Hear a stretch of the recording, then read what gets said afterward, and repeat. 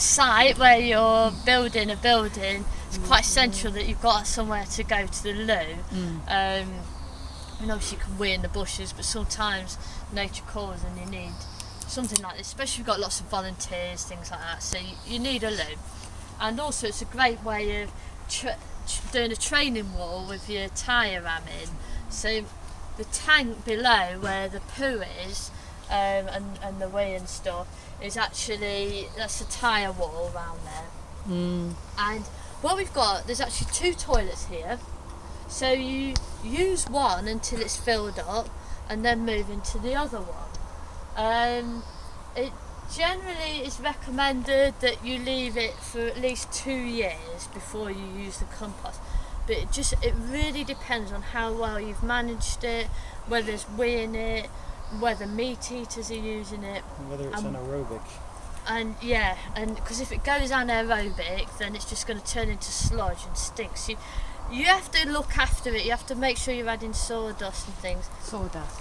Well, yes, because you can use any carbon-rich material, but the great thing about sawdust is it's got a high surface area for the amount of carbon that's in it, and it's quite airy as well. So, and it's also a good idea to add a handful of compost every now and again because it's got the right organisms in it to get it going.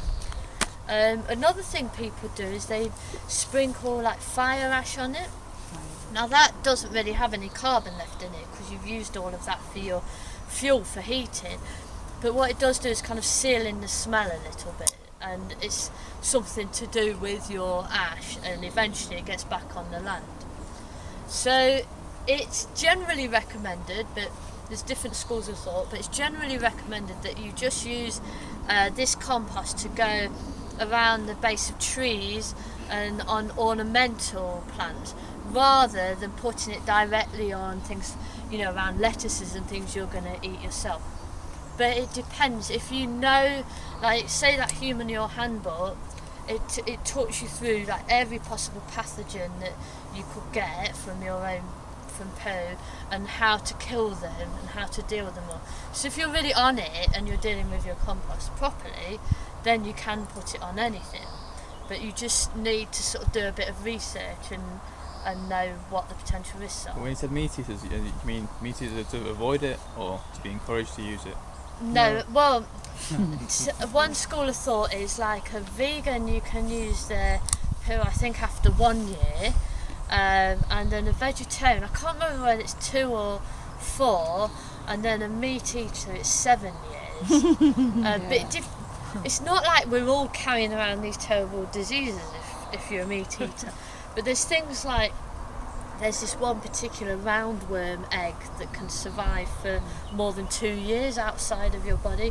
Most things, are designed to be in your body that harm you. So once they're sitting around long enough outside your body, they don't survive. There's only 1 or 2 things that you're probably not carrying.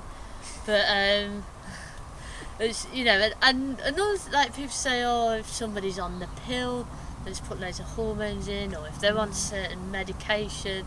I don't know how much that gets broken down and whether that gets taken up by your plants, but that's just something that some people talk about. What do you do with it while waiting X number of years? So it just sits there doing its thing. Is there enough what you said? This, I mean, if for instance you said 7 years earlier, is it really big enough? well, I think I've been Should be 2 working here like containers on 4 the or back. what's that? Should be 2 containers around the back, Yeah, they're 2 separate tanks. I mean, you're welcome to go around and have a look, but they're quite big sort of areas, like say that big, and it just keeps rotting down. Yeah. So in the like 4 or so years that I've worked here, this is the first time we've switched over to the other loop. Right, okay, I thought. So yeah, and that's No idea how much. How often do you put sawdust and all that? Every time. well, you use every time, Oh, every you're time supposed you to use put it, every you time. should Oh. put some in. And if it's starting to smell, put a load more in. Oh. And or you could put a load of straw in, whatever you've got to hand. Okay. Just shove it. And loo roll and cardboard, things like that. Some people put all their compost in together, so they take the household compost, put that in as well. So then you've got a more varied compost. But it depends. You put water? No, you should keep it dry, because Keep it if dry. there's water then it gets all like mushy and gets anaerobic then. So keep it as dry as possible and as warm as possible. And there's some systems that like work out ways of getting it hotter in there, so it speeds up the process in the organisms and also helps to kill off any germs. But the thing that I think that's important about compost loos, so generally if you think of the mess that we've got ourselves in, it's because human beings are the only thing in nature that creates waste. Everything else is in a cycle, isn't it? And it's got sort of everything going round in a circle, but human beings have a linear system. So we have where, say, with our compost and the nutrients, we're degrading soil by farming and taking away from the soil and not looking after it properly. So we're taking nutrients out of the soil to the extent where we have to use loads of fossil fuels to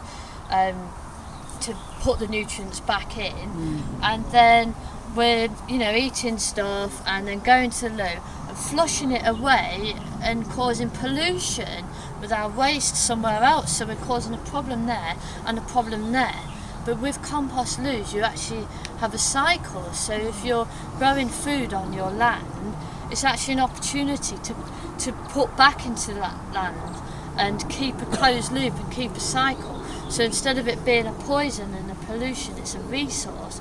Because the majority of developments that human beings make actually just destroy a little bit of nature. You lay your foundations and then nothing can grow there, and you chop down trees so you get the light in, and you just make things a little bit harder for the local ecosystem. But you can actually, if you design things properly, you can give back to the local ecosystem, and you can increase the biodiversity, and you can improve the soil, and you can actually, by having a shit, do something good for your local environment. So I think, and it's really quite easy as well, it only takes like 20 minutes to get a bucket and build a loo seat on it, and then you could in a day like build a compost heap where you're taking your compost from inside to out. If you've got a garden, You don't actually have to transport it either. You can just move your compost toilet around the ground. There's a guys in Zimbabwe who, once it's filled, they just move the compost toilet,